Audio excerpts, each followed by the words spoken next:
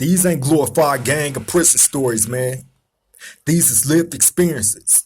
Welcome back to the Swang Glow Podcast Show. Do Rock Creep. It's an absolute pleasure to be back here at this round table amongst my round table family, man. Salute to all of y'all for joining me. Now, look, before I jump into this video, let me take this opportunity now to ask you all, if you haven't already did it, like, comment, share, and subscribe to the Swang Low Podcast Show. Do Rock Creep. It won't cost you nothing. It helps us get further into the algorithm, man. And, that's definitely the mission every day. Get further and further, and we making it there slowly but surely, thanks to all of y'all that have already became part of the family. Salute to you all. Again, if you haven't already did it though, like, comment, share, and subscribe to the Swang Low Podcast Show. Do Rock Creep. I would greatly appreciate that. And make sure y'all hit that notification bell too. So when we drop these videos or we do it live, you'll be right there front and center. You won't miss a beat. It'll alert you immediately.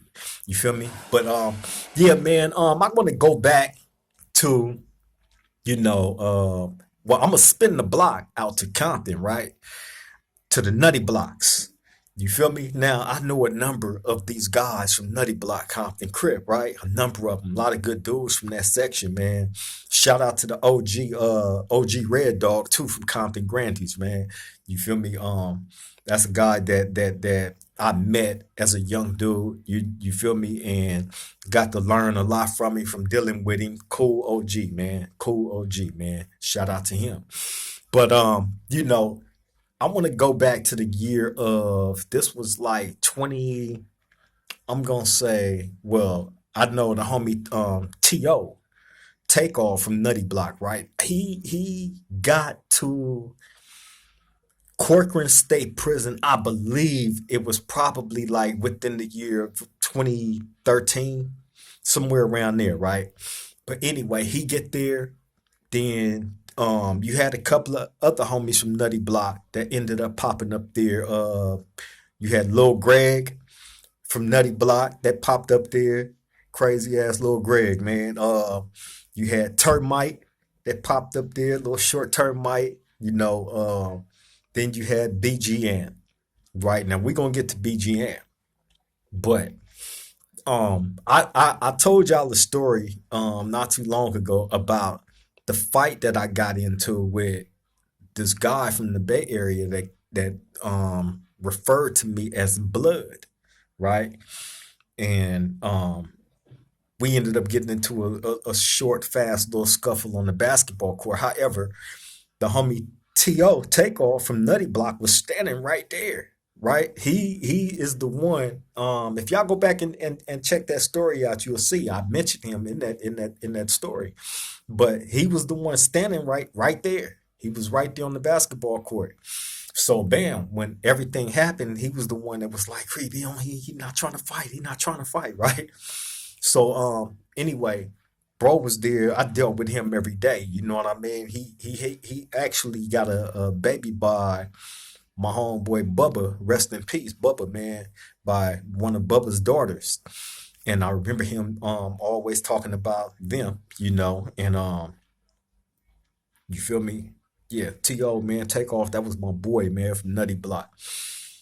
Dealt with him every day. And especially on the basketball court. This is when I played basketball. I worked out and played basketball religiously every single day. So you will find me one of two places on the yard, on the weight pal and on the basketball court only, right? If you wanted any of my undivided attention, you had to be on one of these two locations. So really, that's another way how me and Takeoff from Nutty Block got tight, because he was always on the basketball court and he always was like on the opposing team.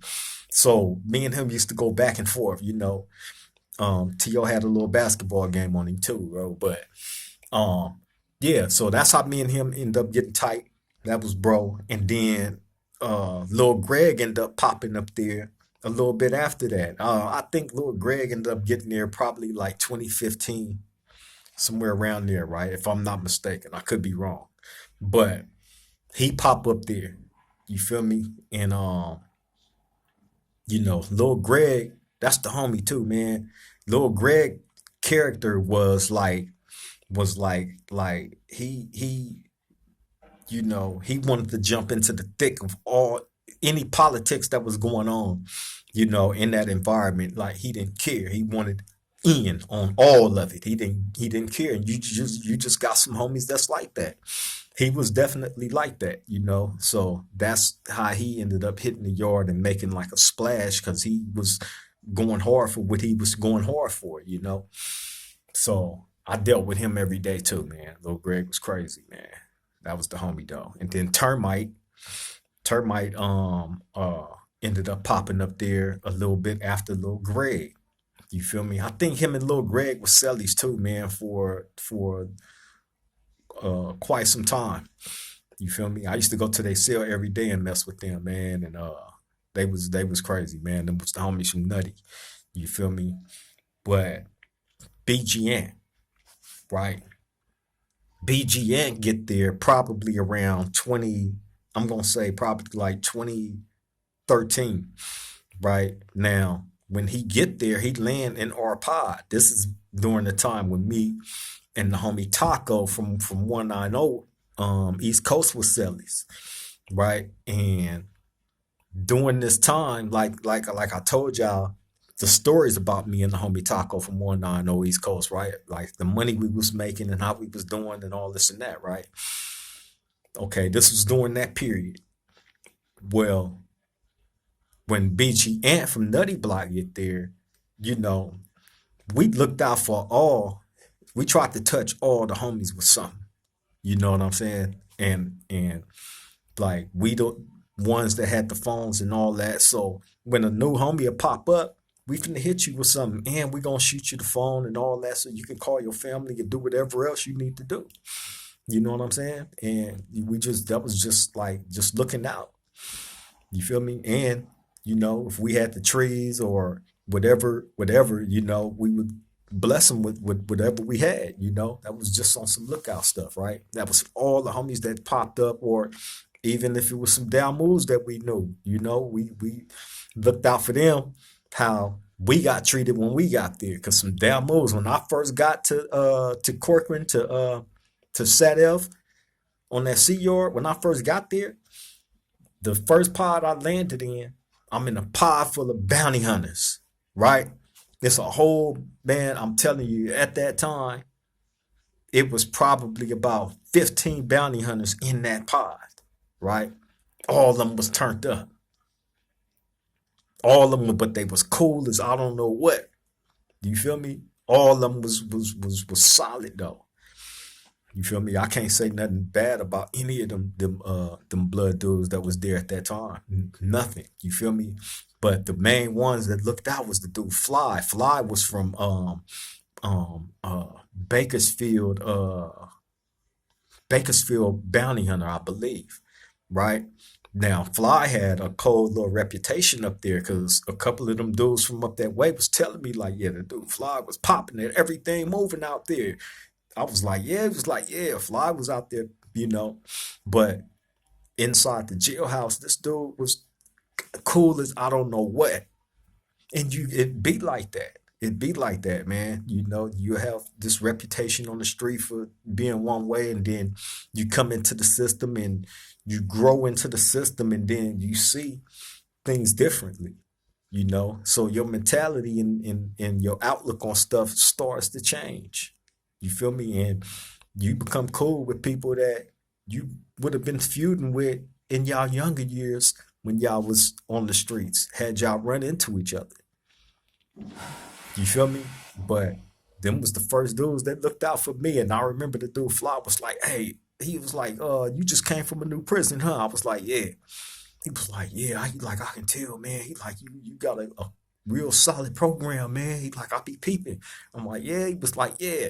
He like, look, I know you just came from up the way. You've been up there all that time. I knew it wasn't really nothing popping up there like that. He like, but I got something for you. He like, just, to welcome you back down south. I'm like, oh, all right, for sure. And sure enough, like a couple of minutes after that, he sent me some stuff, bro. I was like, wow, just here. You feel me? So it be like that, man. But anyway, when BG Ant get there, we look out for him. Taco, the homie Taco from 190 East Coast, slide him, slide BGN his phone one day, right? Bam, this when BGN first get there. So he get it, do his thing. Bam. So when we go out for the day room, I guess the homie Taco was thinking like when we come out, he just gonna come and hand it back to me, put it in my hand or whatever. He wasn't tripping, you know what I'm saying? So bam, when that time come, when we go out, BGN just out there running around, right? So the homie like, hey, like, man, what's up, bro? So he like, oh, I put it in your cell. He like, I put it in your cell. He like, you put it in my cell. How? Because in order for him to do that, we would have been in there to receive it, right? Because he came out before us. So we like, nah, you didn't put nothing up in there. We asking each other, checking with each other, and we both know because we was in there. No, ain't nothing came in there. So bam. What ended up happening was he put it in the next door people's, which was some Southside Hispanics next door to us, right? He put it in they cell, right? So by the time we realized this, now we back in the cell search just to make sure, like searching like there's nothing in there. So bam, we telling him ain't nothing up in there, man, ain't nothing up in here. So bam, when he come up there, he looking, he like, oh, he like, man, I messed up, right? He like, I messed up. He like, I put it over here. He like, I thought y'all was in here, right? So the homie like, this dude is burnt out. He like, so, hey, you get grab that from them, right? Now, the Southside Hispanic dudes go inside their cell and see this package in their cell, right? So they like go in there, open it up, and see that it's a phone, it's a cell phone up in there, right? So they thinking they done came up, right? They don't know where it came from, who it came from. They just they thinking they just came up, right? And in which, you know, really technically they did. Somebody just threw this up under my cell door, like, and this a cell phone, like, come on, man. So anyway, the homie like get at him like, hey man, I accidentally put something in y'all cell and this and that and blah blah blah. So they over there trying to they was the kind of Hispanic guys, right? That they were Southsiders, but they had like real strong thick Spanish like accents. You feel me? Like they knew English and shit, right? Excuse my language. They knew English, but you can tell like they was more, in Mexico or influenced with Spanish. You can tell. So anyway, he's trying to tell them like, hey, I accidentally put this in y'all cell, man. Y'all need to kick that up out of there. And the dude was like, huh? Like, no, no, no, right? Like, come on, bro. And he got to describing the thing, and then dude, like, I guess he like tried to laugh it off, like, oh man, I thought it was Christmas, man. I thought somebody came and delivered to us a great package, man. Right? They shooting his cap. So bam, he ended up getting it back to the homie, right? So the homie like, man, I don't know about looking out for him like that again. That was like a major mistake. That could have went all the way left, and which it could have. It really could have, because dude was actually, if he would have persisted on trying to lock up on that rather than laughing it off and giving it back, then that would have been an issue. That would have been a serious issue. And bro was adamant that he put it up in there. He knew he put it up in there. So, but the to the Hispanic guys' credit, they didn't know who put it up in there. They just thought they came up, right? So anyway, so after that, man, like BGN, I think he ended up moving to a different building after that, right? And when we didn't really see the stuff that he had started doing. You feel me? What he ended up start doing was jacking dudes for they dope sacks. Right now, what I have to describe to y'all about BGN is, bro was like a beast. You know what I'm saying? He was a beast. He was the type of dude that, I mean, he was cool. You feel me? I was cool with him. You know, I never had no issues or nothing like that with him, but his mentality was, he didn't care. You feel me? But he ended up start jacking dudes for their sacks. But he started doing this when he moved out of our building. He moved to a whole different building. All the Nutty Blocks was in my building, including him, up until he, I guess he decided to start doing what he was doing. And when once he moved to the other building, that's when he started doing that stuff, right? So bam, we hearing different stuff, but of course, like, you don't be in dude's business like that. Plus, he from Compton. That's a Compton and Watts situation. But being that I had relationships with a lot of these guys, you feel me? I heard a lot of stuff, but I lent no opinion about nothing. I said nothing. I just a listening ear, right? So, but it ended up getting to the point where they had decided to try to do something to BGN, right? Meaning the Compton and Watts guys. And man, hey, uh, this dude was one of the coldest ones, man. Like I've described to y'all in different stories, like my young homie Bull Rock, he was another one. When it came to brute force and impacting the maximum amount of trauma and horror upon another man, BG Ant was one of them type of guys, just like how my young homie Bull Rock was, right? BG Ant, but with BG Ant, like I said, he was driven by he didn't care once he started. I don't know what his financial positioning was or his logical way of thinking was for making the decisions that he made.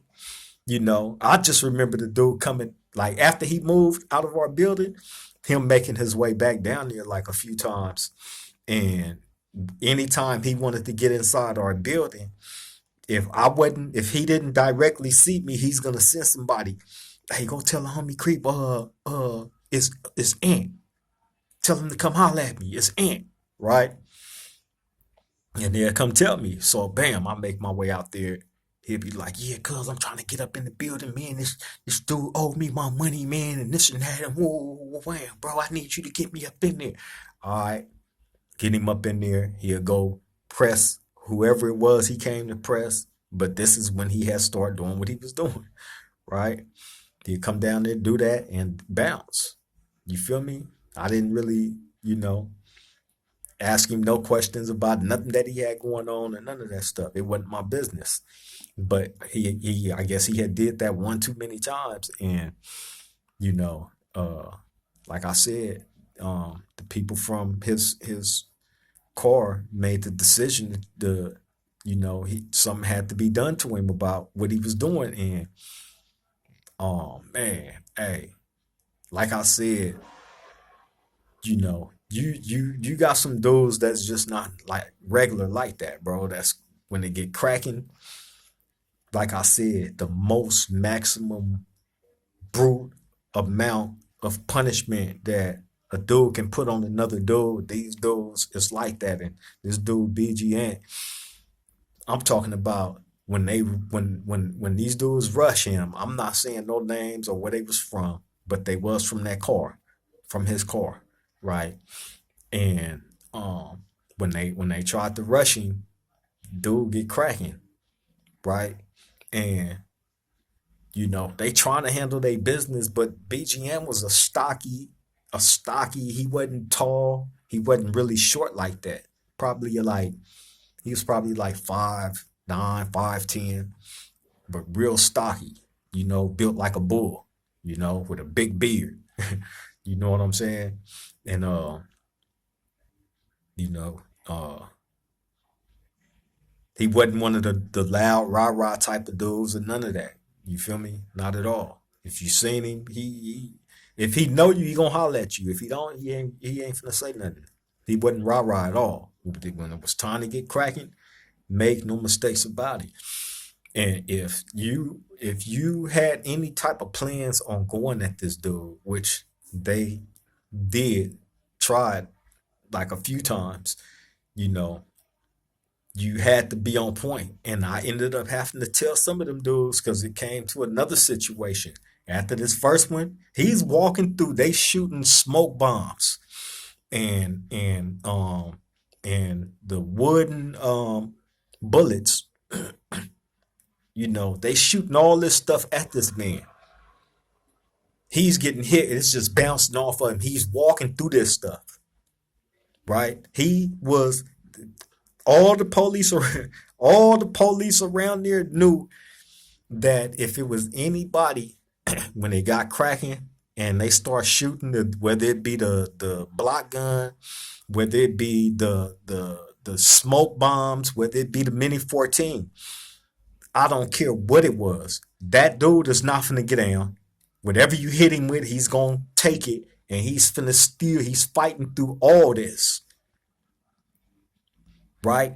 And a couple of dudes had to find that out the hard way. He walked through bullets. He walked through wooden bullets. He walked through smoke, several different kind of smoke bombs. You feel me? He walked through all that stuff. Stuff just bouncing off this dude, right? And he's putting belt to butt, period.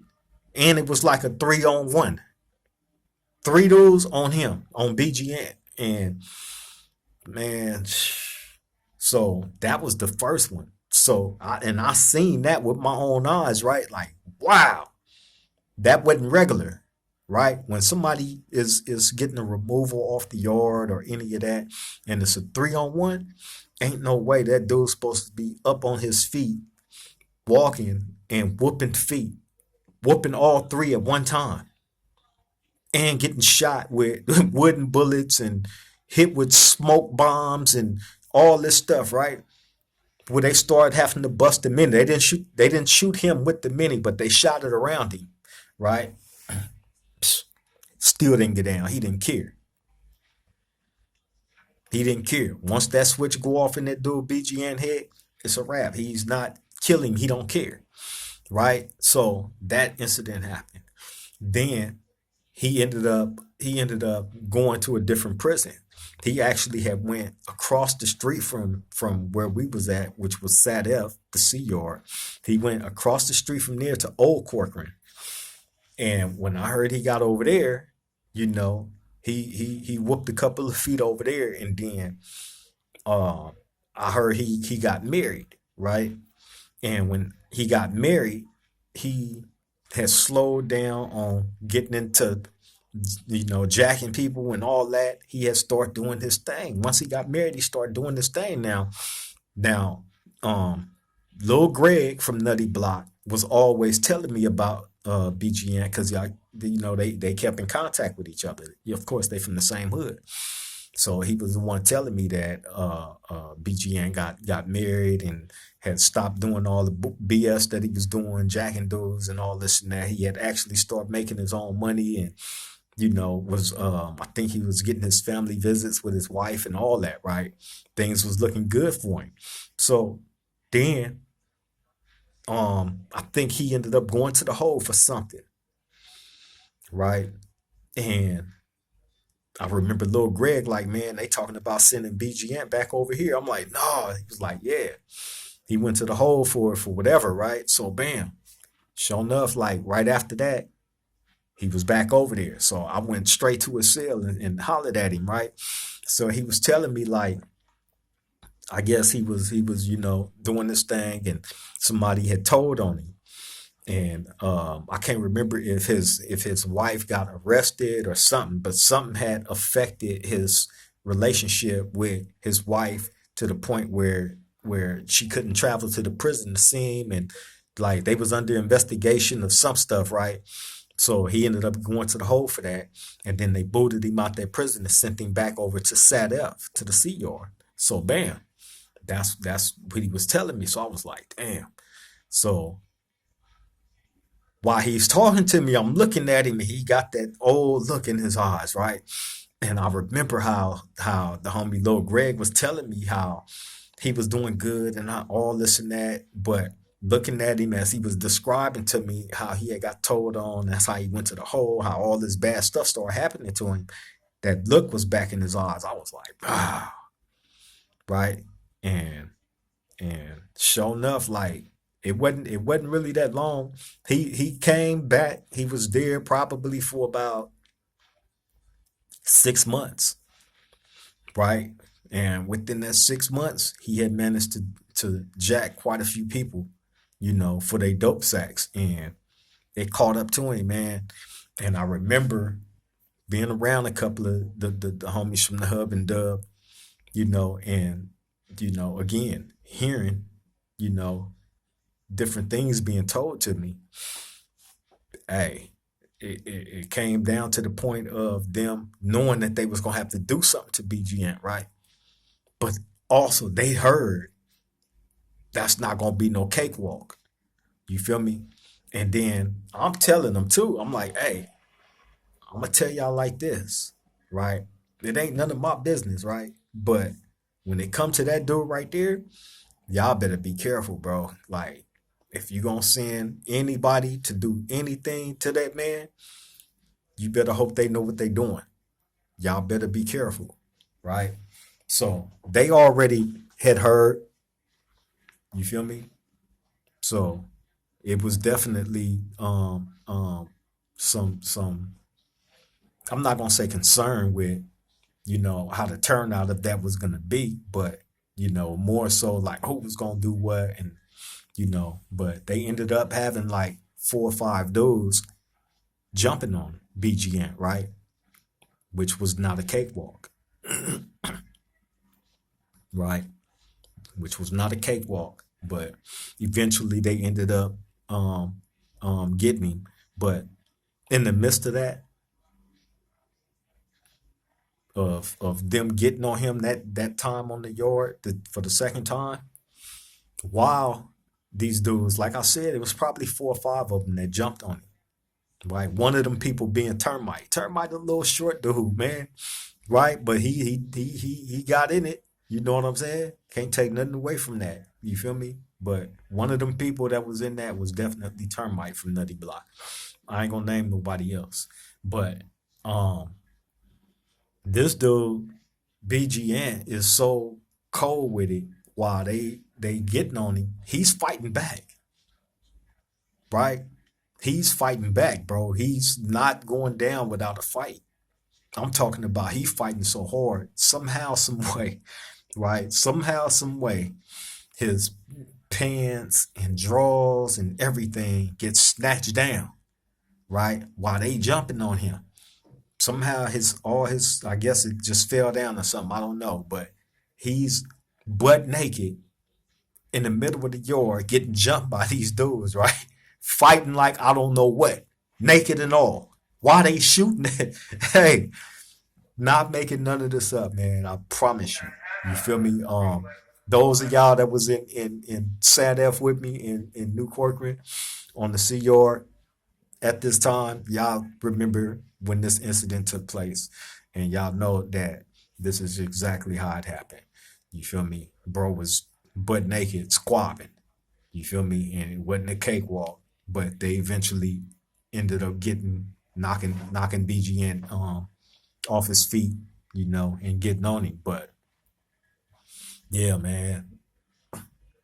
And they had shot that gun, the block gun, and the smoke bombs and all that at them several times. He would not stop fighting until eventually they ended up getting him down on the ground. You feel me? But I had, like I said, dude wasn't regular. If you fighting butt naked in the middle of the yard outside, while everybody is out there, you got 4 or 5 dudes on you. You feel me? It took that many. Probably it probably would have took a little bit more because he was fighting hard. You feel me? And he wouldn't stop. Period. You feel me?